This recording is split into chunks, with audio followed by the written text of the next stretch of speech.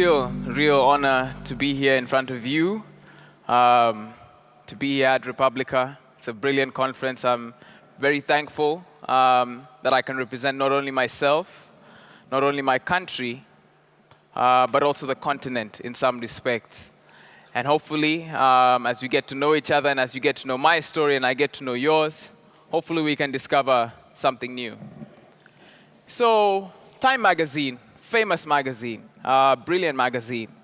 And in January 1984, they ran a cover story. It speaks for itself. Africa's woes, coups, conflicts, and corruption. And these three things dominated the discussion around the African continent. And the truth is that up to today, a lot of people still seem to associate this with the African continent. There's two main stereotypes, you could say, that personify people's ideas about the African continent. One, war, crisis, poverty, guns. You've seen it, you've heard it, I don't need to repeat it. The second is it more exotic, right? So beautiful vistas of gazelles, antelopes, everything you can imagine. And these are the main areas which seem to dominate trains of thought when it comes to the African continent. So much so that years later, you could say, 16 years later or so, The Economist ran a very interesting, this is the year 2000, actually this month in the year 2000, they ran a cover story and made a very declarative statement on Africa, calling it the hopeless continent. And all this would really lead you to believe that if all this were true, that if all this actually summed up the sum total of all these people on this vast expanse, this continent, then what more is there really to learn? What more is there to know about Africa? Besides our uncle with a large inheritance which he seemed to leave you and contact you via his cousins on email, we've all been there, we've all gotten that. But there's so much more that's underrepresented, you could say. And I think one of the best ways to show and showcase this is with an analogy. And it has more meanings than one. If you remember NASA, big portrait of the world by night, covering the entire expanse of the earth, watching and looking for where the bright lights shine, where people are, where electricity is, civilization, if you like. That's become an iconic image that describes the world.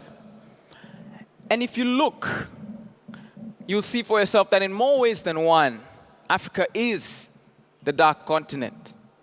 An absence of light in this particular picture, bearing testament to that. And yet, if we look at some work that came out of Facebook last year as well, or in 2010 rather, by an intern in the data visualization department, and we look at the number of connections that were visualized on the Facebook network all across the world, we see a very interesting pattern, and there's a gentleman who actually went to the extent of combining both photos and overlaying them to see what happened. It might not be as clear here, but we'll zoom in on Africa in a second.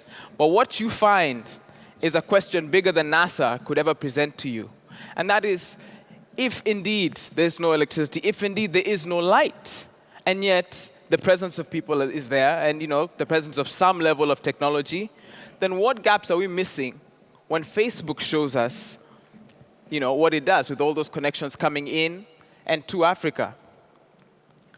If we look at Africa here, it's not as clear here, I apologize, but what you'll see when you overlay the two images is 3 or 4 hotspots. In sub-Saharan Africa, it's in West Africa, it's around Nigeria and Ghana. In East Africa, it centers around Kenya and Tanzania. And in all through Southern Africa, it's present. And what this tells us is that there's more to this entire debate, and there's more to the hopeless continent than meets the eye. And technology is the key to that entire debate. So if we look at some statistics that McKinsey did in a recent study a few years ago called lions on the prowl. They found out that the GDP of all these African countries combined came to 1.6 trillion US dollars. And this is close, and present day especially, much closer, if not past, Russia or Brazil. And if we look at the African consumer, their spending power was largely estimated to be around $860 million plus. Now, of all the cities in Africa, there's over 52 cities with over 1 million people in each one of them. Fast forward to the year 2020, and the GDP has grown to $2.6 trillion, even amidst crises, and as we've seen in the couple recent weeks, a double-dip recession in a lot of developed countries. Consumer spending power has grown tremendously to $1.4 trillion. And more Africans, 50% more, have moved towards cities by this year. Now, that, among a lot of other factors, is what led The Economist 11 years later to come full circle and release this cover, which some of you may have seen recently, which shared a new perspective on Africa and termed it as Africa Rising. Now, part of the reason, or one way to describe the risen Africa, or the rising Africa, if you like, goes towards the title.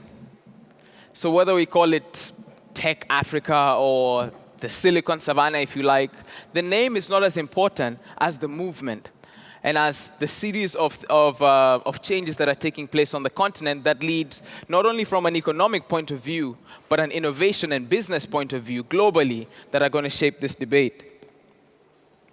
So I think to sort of put some of this in context, we need to re-understand or get reacquainted with what the African continent is. And one of my favorite images to do that is an infographic by a gentleman called Kaigwa. And he looked at the true size of Africa. A lot of times Africa is just a passing idea in our minds. And yet here we visualize and look and see exactly how many countries it can hold. I won't spell it out for you. China, India, Eastern Europe, Italy, Germany, France, Spain, the US. And if you look, through the legend, there's a couple other countries as well. This is the size geographically of the continent, and the numbers that I shared before cover some of the small idiosyncrasies behind it. Now, if we look at the people beyond just this geographic expanse, it's people. There's 1.2 billion people on the African continent today, over 620 million mobile phone subscribers, 140 million internet users, and over 2,600 languages summed up in this one space. That's 2,600 local cultures to address. And so even the term African is as ambiguous as the term European, is as ambiguous as the term North American, right? I'm a Kenyan, and then I'm an African, in that order. And that's something which a lot of times no one might pay attention to, but over the coming years, as we begin to get a better view of Africa and Africa takes its presence on the world stage, we'll begin to see this. Now, with all this said, there's one particular quote that sort of sums up that introduction to Africa. And I love it so much because I think it speaks not only to me, but hopefully at the end of this presentation to you as well. And I look forward to engaging around it. Until lions have their historians, tales of the hunt will always glorify the hunter. And so the better educated you are, the better we understand what's coming from the African continent, the better we know what to expect and how to respond to it. Now, in 2002, there was over 49 million smartphones in Africa. And now we've seen them grow to 620 million, with 735 million by the end of this year. But numbers don't tell the true story. Numbers don't really get us acquainted with what's happening there. Now, much of the developed world, you could say, isn't used to seeing phones like this. And now it's smartphones. It's the iPhone of all phones, dominating conversations across the developed world.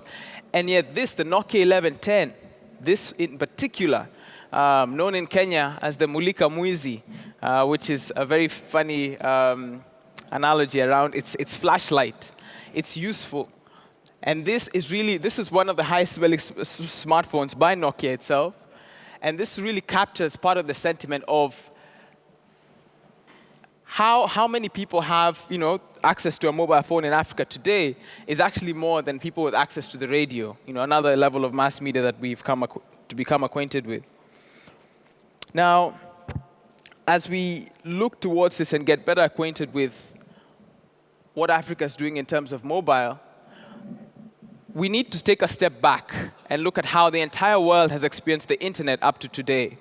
Now, this is a this is a call box graveyard, if you like. And this is a stage that entirely passed Africa, the stage of fixed lines and the age of experiencing the internet on a computer, all right, on a personal computer, on a PC or a Mac, if you like. That entire stage is being questioned now. Its relevance is being questioned, and a lot of times it's been deemed unnecessary. And what we'll find with a lot of the innovation coming out of Africa is that it completely goes against the historical status quo, in that you experience the internet through a PC and then some sort of handheld device, be it a laptop, be it a smartphone, be it a tablet, and just going straight towards a mobile phone and seeing what can you do and what can you innovate in and around that. So one story in particular that I think sums this up is the story of the Idios, which is a Kenyan story like none other. So people always ask the question, what would happen if there was a $100 smartphone? It would change the world. It would change the way people consume information and data. And in Kenya, it did. This $100 smartphone made by Chinese manufacturer Huawei came into the market almost unbeknownst to many, a little bit of a buzz, but not much. And in the space of 1 year, completely turned the smartphone market in Kenya, Android, and got an entirely new segment of people aspiring for a smartphone, using a smartphone, and a touchscreen one at that. Beginning what has started for Kenya, a revolution towards the smartphones and cost-effective ones, competing on price and competing on what they can offer the consumer. Now, it's going to continue to disrupt and bring about different levels of innovation to us, leaving the typical pattern, the typical state of things in question. According to studies by the London Business School, the World Bank, and consultants at Deloitte, for every 10 additional mobile phones per 100 Africans, the GDP is expected to rise. So the actual economy of the country is expected to rise, possibly up to 1.2%. But none of these statistics really tell the story. None of these really speak to what's going on. And one of the best examples is M-Pesa. Now, M for mobile and Pesa meaning money in Swahili. This is truly one of the things that has put Kenya and continues to put Africa on the global map. Using SMS technology, it allows two people, wherever they are in the country, to send and receive money from each other without any need of a bank or any sort of financial institution whatsoever. Now, that may not sound too interesting until you hear exactly how this has grown and specifically how people have used it to change our country. So 37,000 agents across the country and 15 million people using this service, which basically means it's everything from I walk outside this room and find one man who is an agent, or I go into a mall and find a retail store that's full of agents who can serve me and allow me to deposit money into my phone. But again, it's what people have done with it that's partly the reason it's gotten so successful. The technology behind it has been exported across the world, and it's become one of the leading case studies and the most mature mobile money market, with 17 million Kenyans out of a possible 40 using this service and transacting and doing business with it. Now, if we take an example, I have a friend, he's an artist. His name is Cyrus, and he doesn't like to call them glasses or sunglasses, but he makes pieces of art that you wear over your eyes, if you like. And he uses scrap metal and a whole host of different materials. Now, he relies on people who are in what's called the Jua Kali sector. Jua Kali meaning hot sun in Swahili. And what this is it's the informal sector in Kenya, employing about 8 million people. Now, they typically work under the sun wrought iron, metal, woodwork, and it's a very hard sector of the economy to place because of how informal and unregulated it is. And yet the way supply and demand works in that sector. Take Cyrus's friend, the gentleman who helps him with these different pieces of metal and how he really finds what he turns into art. His name is Ezekiel. Now Ezekiel, for him to get his work, he goes into a certain market. And he has to go there physically, select a number of things, arrange for delivery, and then go back and wait for his materials to arrive for him to work on them. Now with M-Pesa, how that's changed his workflow is through him being able now, through just his phone, sending as little as 10 US cents, if you like, to as much as just well over 1,000 euros or $1,400 to any one of these suppliers and coordinating the supply and delivery. So what was previously just a cost of doing business, he does not have to leave any physical space to conduct business in quite the way anyone with a bank account, anyone with a checkbook would be able to. Doesn't sound like much, but that's partly what's going to drive the next 500,000 jobs that are created in the informal sector every year. Now, majority of artisans, majority of people in Kenya have been classified as the unbanked for a long time. And this speaks to a lot of people in Africa as well. No access to financial services. And yet, something like M-Pesa breaks this down to the point where, regardless of the phone you have, regardless of the bit of technology you have, as long as it can send an SMS both ways, you have access to this.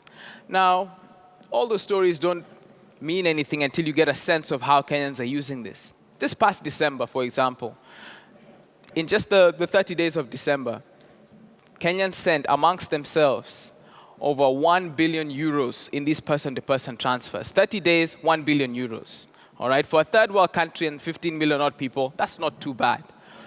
And 60% of that is amongst each other, while the other 40% is to businesses, showing that for a market like this, that's unlocked a whole new segment and created, if you like, disrupted banking and finance as we know it. Now, that technology has been exported to a whole range of countries.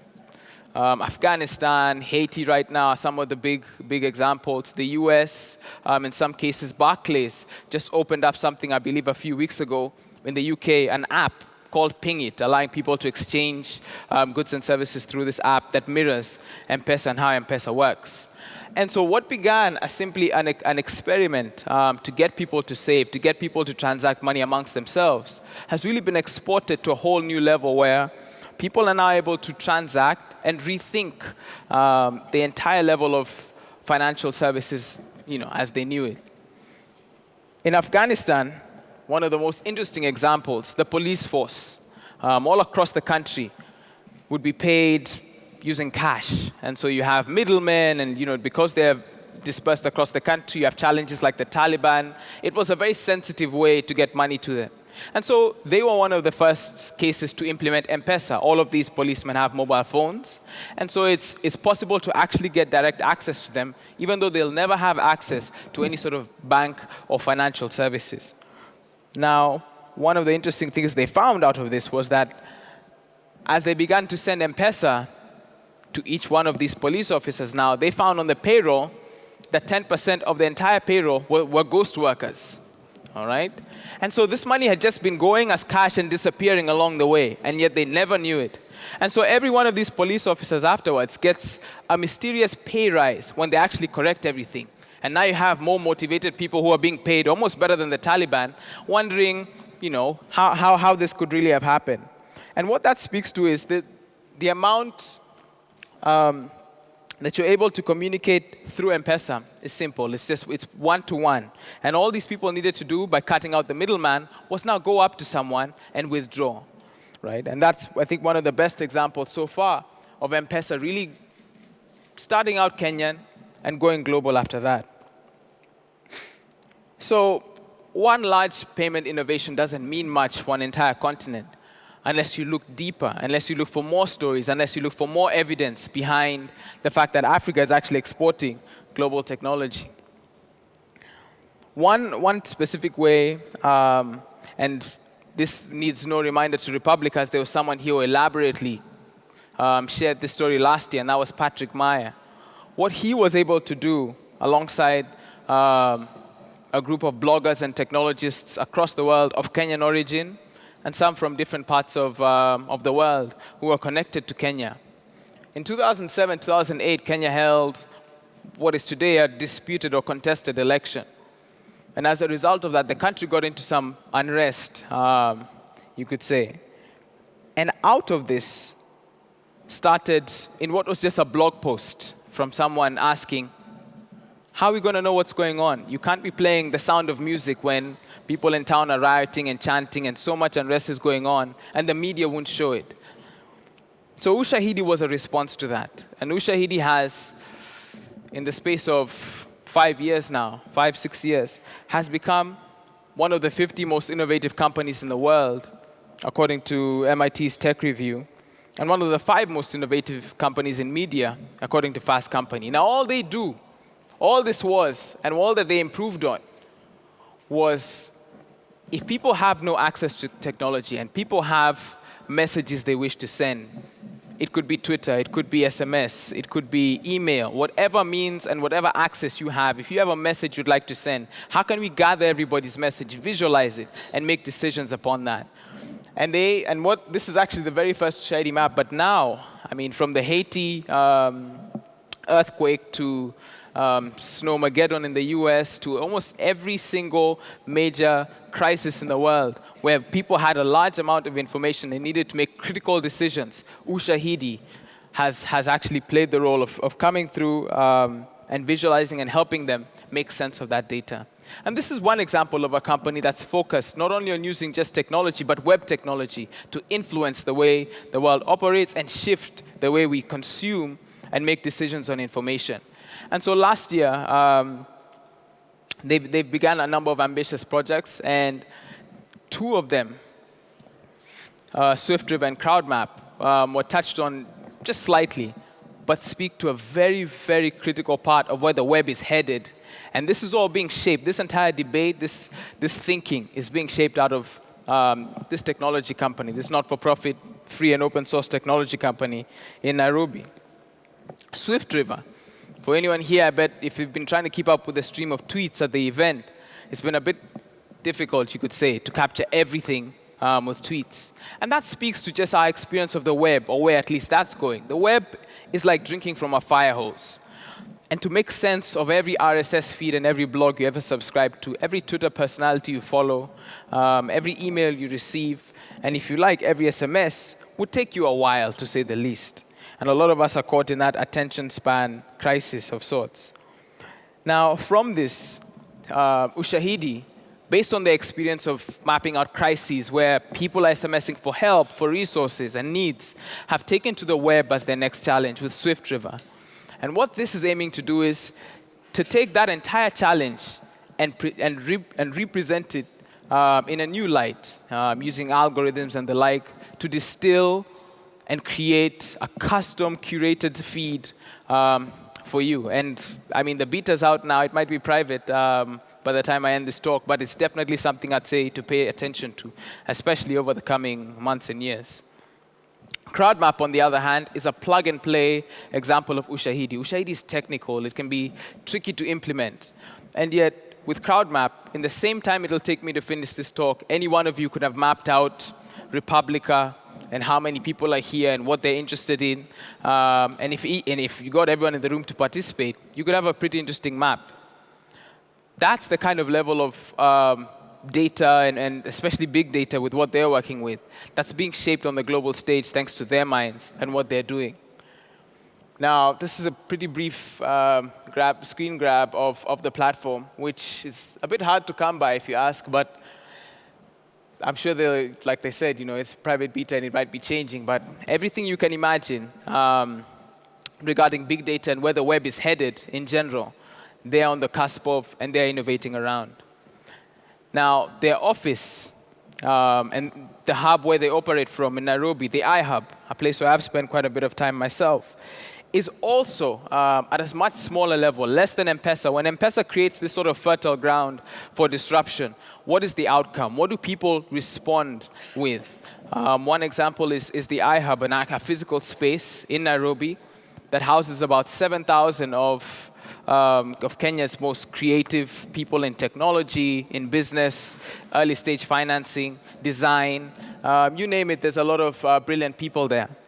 And this space, this hub, has brought together the entire city and given it a nexus point on which to innovate, to test, to try out new and innovative apps and so on, and really to create, not only for the Kenyan market, but for any market that has access to this kind of financial services like M-Pesa, or to the mobile web like the rest of the continent.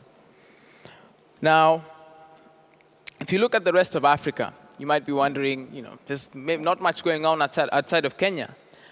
But you would be wrong if you said that. Now, some of the apps that are being made in places like the iHub and the M Lab, there's two of them, are really remarkable in how they've been able to scale and how low-tech they seem to be, at least from the outset. I'll pick a couple to share with you. iCow. I don't know how many farmers we have in the room, and this caught me by surprise. But one of the most critical things about livestock farming, specifically dairy, is knowing when your cow is pregnant. Now, it doesn't sound like much, but for a country which, part of its breadbasket, part of one of the real growth earners for the country is agriculture, this is incredibly useful information, and to any farmer, small-scale farmer or mid-sized, to understand the entire gestation period of your cow, it's about 9 months, is phenomenal. And what iCow did is, using a simple SMS solution, or at least simple from the outset, it gives a farmer the ability not to use some sort of paper contraption to figure out and fill in and find their cow's cycle, but to fill in a set of parameters about this bit of livestock. And on average, if you look at each one of the cows, they give, I think it's 1.5 to 3 liters more on average as a result of this bit of technology.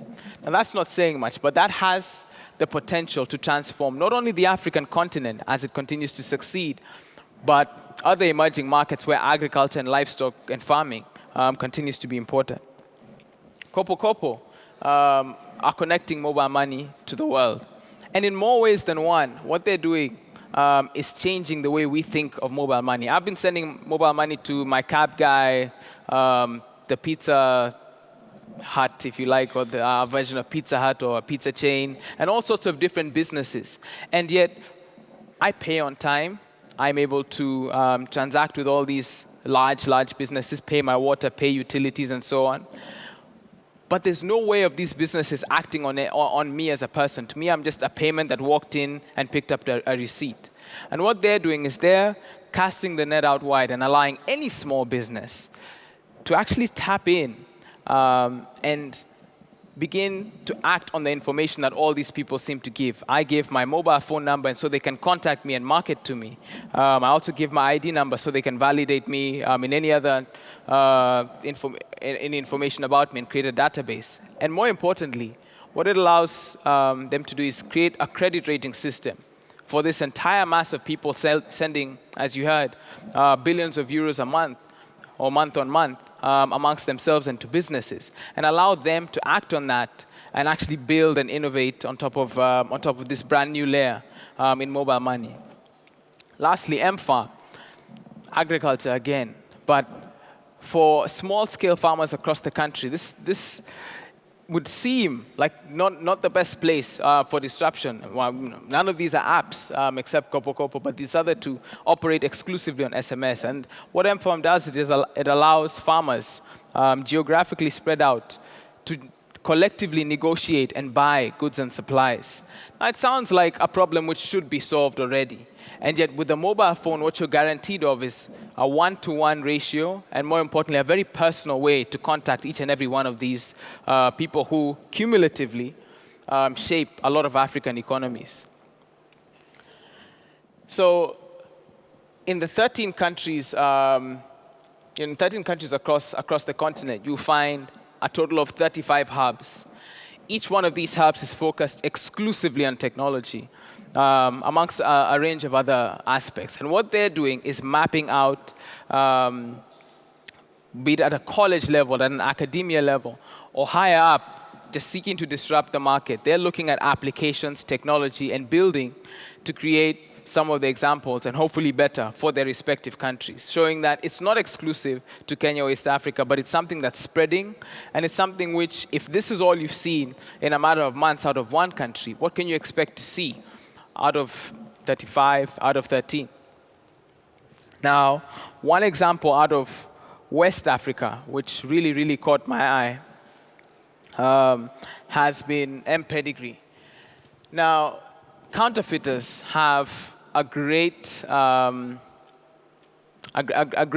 advantage, it seems, outwitting the authorities and creating, be it counterfeit goods, or in this particular case, counterfeit medicines. Now, every year, the counterfeit industry in general accounts for $690 billion worth.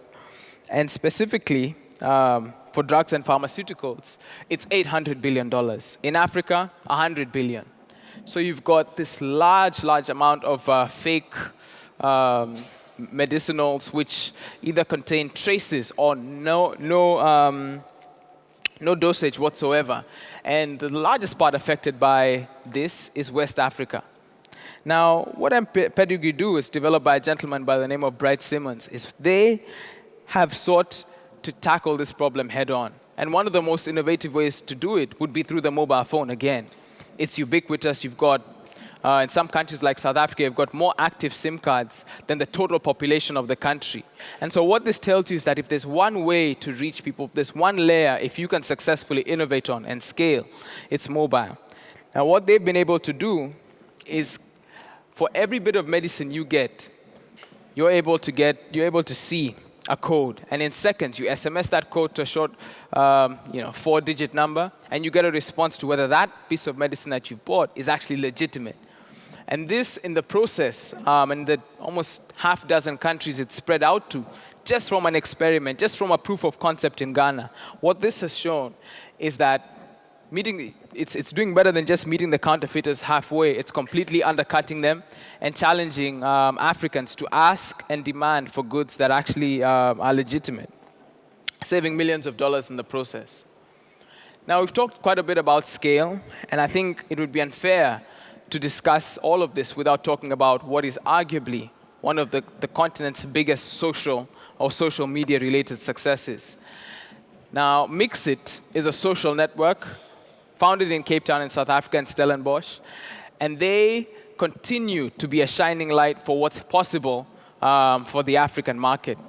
Social network that started as an instant messenger client for feature phones, if you like. And now, whether it's your iPhone, whether it's a BlackBerry, Windows Phone, it's probably up next, they are completely spread out, and this is the #1 social network in Africa. By numbers, 10 million users, most of them in South Africa, 10 million active users, and 40 million users across the world.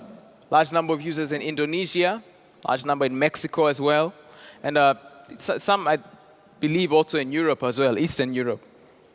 Now, Mixit is a story which many people have built off of and innovated around, specifically in South Africa, where the number of users on Mixit outnumber the ones on Facebook. That's set to change, especially across the continent. So given what we saw of the Facebook map, if they were to do that in present day, it would look a lot different than what it did at that time. Now, one example of scale in Africa has to be an app that was built onto Mixit just 2 months ago. App is called Judge Me. Nothing original. Similar to Hot or Not, one of those early internet web startups from the West.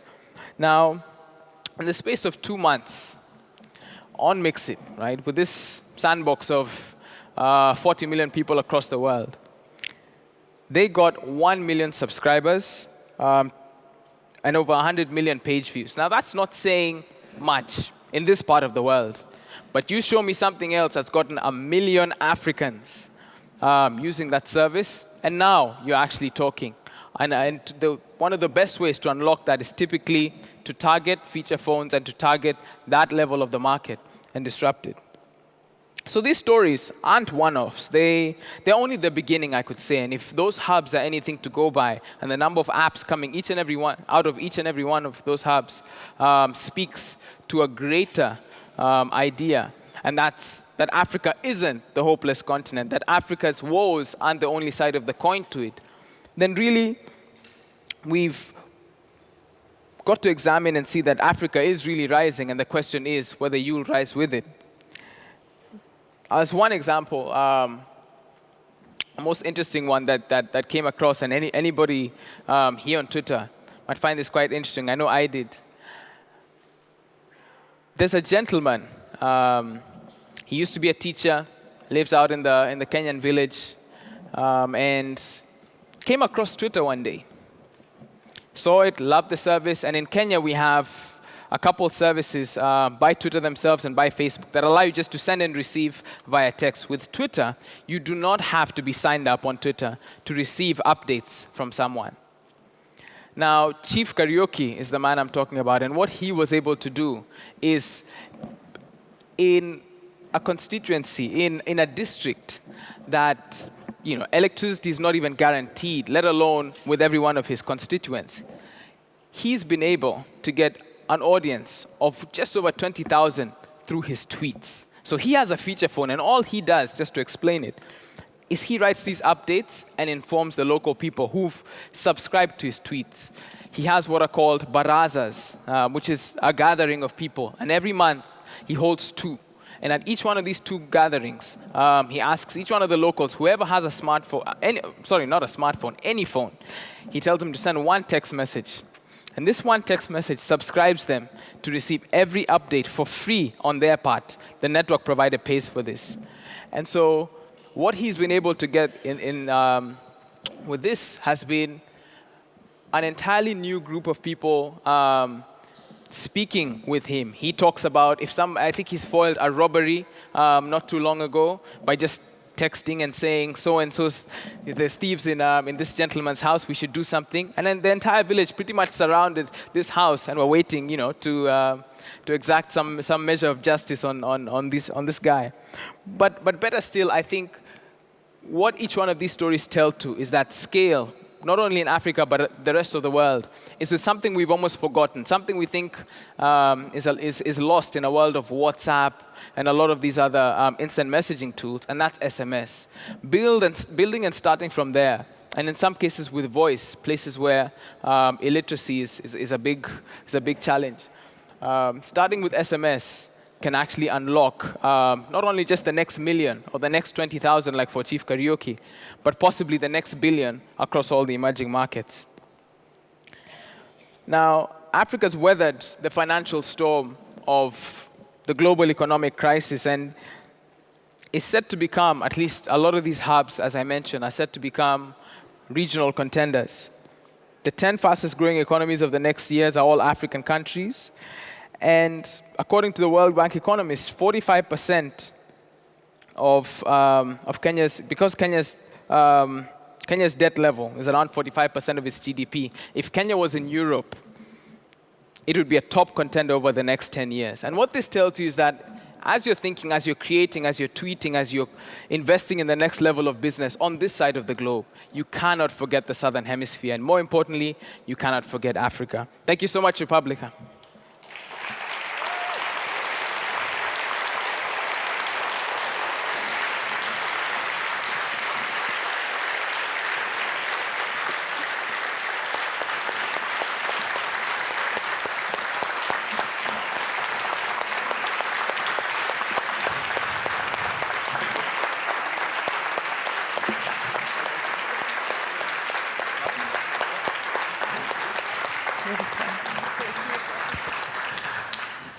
Excellent. Thank you so much. That was just perfect for my eyes. Like I said in the intro, I was really, trying to bring in people to tell this African story, and we're really happy to have Patrick here to talk about Ushahidi, but this full picture and just really telling people what's happening, I think you did a perfect job of that. Thank you so much. Now, you've also did a perfect job of timing, so we have about 15 minutes left for question and answers. So please, if there are questions for Marx, let's see you up with your hands in the air. There's a gentleman in the back, please. So it's tricky getting that first question. Phew. I have zillions, but Sure. I'll let the others go first.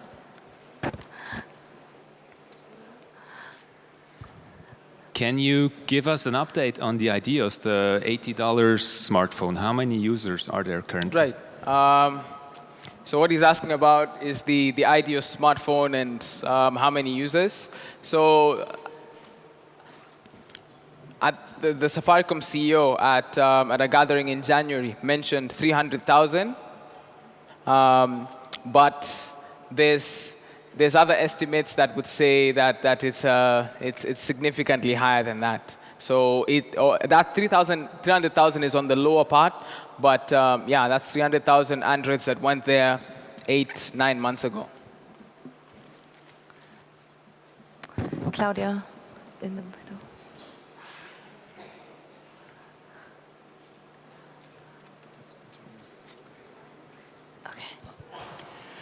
Thank you very much for your presentation. That was really wonderful. I really liked it.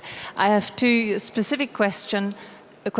One is about the user numbers for the agricultural apps. It wasn't really apps, is it? Services. That you had iCow and the other one, F-Farm, I think. Yeah. Do you have any idea to what extent farmers are willing to use these tools in terms of numbers? And the second question is, your examples were very much concerned with service delivery, sending money and improving services in this respect. I would like to know, how do you see the potential for using technology in governance issues? We talk a lot here at Republica about participation, accountability, and these things. And I think even in Germany, most citizens are not really inclined to use technology and participate.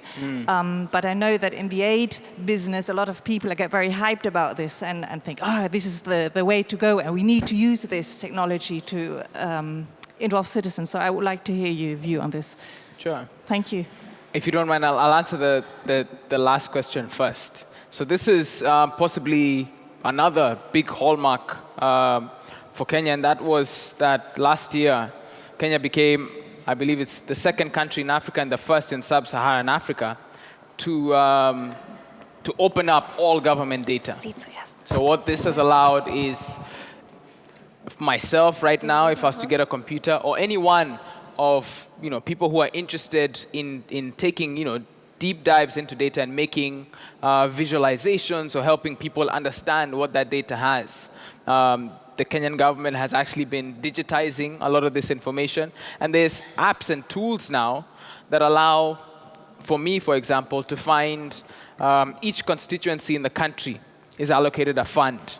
So I can actually walk through the expenses of this fund like never before. No one had the power to do this. No one would want to go through the trouble of even finding this kind of information. And now, with a half-decent connection to the internet, I can access that, and I can actually call up somebody, be it a local councillor, begin to ask questions, begin to interrogate what I'm seeing. And that has been something which we've begun to see a whole range of different applications, tools, and services built on that, not only from Kenya. And so I challenge anybody here, to be honest, to give that a look and see what they can do there as well. Regarding your first question, I believe for iCow, I'm not entirely certain, but I think there's definitely more than 500 of these farmers. And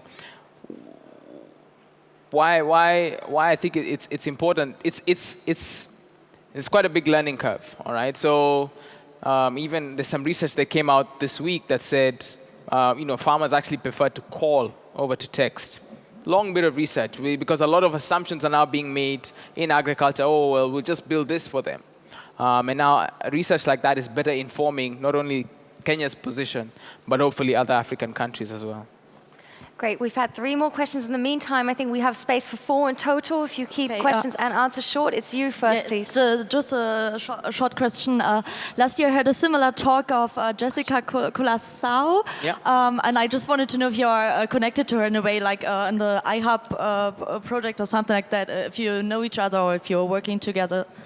Yeah. So one of the startups that I'm involved with is a technology blog, and so we do a lot around innovation, startups, African tech, and so we're collaborating with, with the iHub, working out of there, and also with iHub Research, which is the research division of the iHub. So yes, we've been friends for years. Yeah. Thank you for your interesting talk. I actually have a question about the use of mobile phones in terms of, like, I read a very beautiful story that farmers in the countryside, in the boonies, actually use phones for comparing the prices they will get for their harvest in different cities. So it did change the way that harvests were, like, marketed a lot, and they obtain a lot higher prices. Now, are smartphones also used family-wise rather, or group-wise? Is it like, I don't know, larger groups that use one phone, or is it personal belonging like we use it? I think it's a different way how the tools are used, isn't it? Sure. I'd say definitely on all phones in general, typically someone will, the question of multiple SIM cards always arises. So people will have more than one SIM card to more than one different provider. And the phone is a very personal device, and yet, it's shared. Like in the example of Chief Karaoke, what he said is that even if each home only had one person with one SIM card, there's 3 or 4 people who will use that phone. Someone will send a text message, or one actual innovation that was made for Africa, if you like, is what's called a please call me message. If I don't have airtime, and 96% of the continent is prepaid, and so airtime runs out, and I want to reach you, I can send you a free message that has an advert that's paid for by the telecommunications company that tells you to call me. And sometimes, in some countries, you send, maybe someone wants to know whether to bring bread home or not. So I'll send you 2, and 2 is yes, and 1 is no. So there's all sorts of different ways that they've built around that. But to answer your question, with smartphones in particular, they become a lot more personal. People have invested significantly in this, and so it is more personal. But with all phones, I mean, if someone was to ask me, Mark, can I put my SIM card in your phone? I wouldn't think twice. I'd hand it to it. So there's a general level of it's accepted that you can ask me that, and then it's more of a personal call. Yeah. Okay, 2 last questions. Jens, please, and then the lady in the back. Hi. Just social media, like Twitter, is creating also a different layer of publicness of news. Sometimes you look on Twitter, and then the 8 o'clock news, you think, what are they talking about? I know something totally different from my Twitter stream. And I was following the Occupy Nigeria movement, and I intensively, and I followed a lot of the demonstrators, of the young demonstrators, listening to the street, to these clashes, to what's going on, and also Nigerian intellectuals who took over the chance to say it's not North against South, it's not Christians against Islam, it's another problem.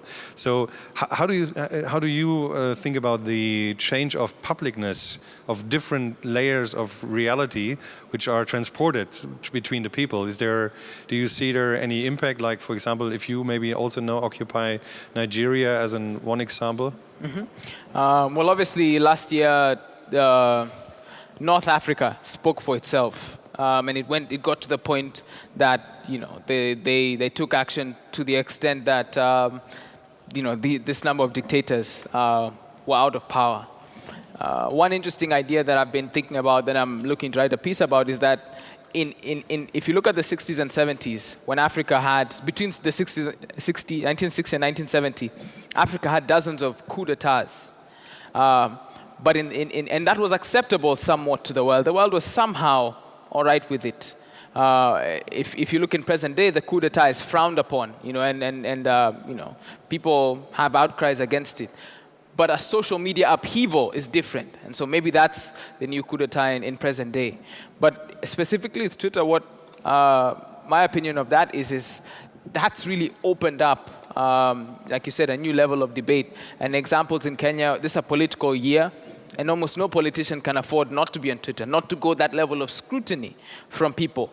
The diaspora, obviously Africans abroad, a lot of them connected, and then you have Africans in the country. So you get this balance of debate coming in, and also debate being started locally and regionally. So I'd say you have different levels of society now getting acquainted. There's companies who are saying, we'll only serve you or solve your problem if you tweet us. Or we'll solve it faster if you tweet us. And that's a Kenyan company, right? It's a Kenyan telecommunications provider. And so there's all these different ways that they're trying to get people to adopt technology. And in the end, I'd say it's definitely giving us a new spin. As far as politics is concerned, wait and see. This is, again, an election year for a number of countries in Africa. And I think it's only a matter of time. The lady in the back, please, for the final question. Yeah, so you mentioned the 2,600 languages in Africa, but it seems like a lot of the examples you gave are from Anglophone, English-speaking Africa. And I'm just curious to know what links are being made. I'm asking on behalf of some Mozambican friends who are geeks and journalists. What links can be made between French-speaking Africa, Portuguese-speaking Africa, and some of what you've talked about? Thanks. Right. So I think for Lusophone Africa, I think in Mozambique, in a lot of African countries, I'd say, people are trying their best to replicate Kenya's success. Kenya's a unique case in many ways, but that doesn't stop them from trying to see if a lot of this will export and work in quite the same way. Now, a lot of what I've said, to be honest, applies to many of the Anglophone countries. But what I think the best way to determine what applies and what doesn't actually falls back to the question of the leadership of the country. And so for the ones that are democratic or autocratic but stable, that typically will determine the level to which technology can actually change the country. Ethiopia is a good example, economically doing fantastic.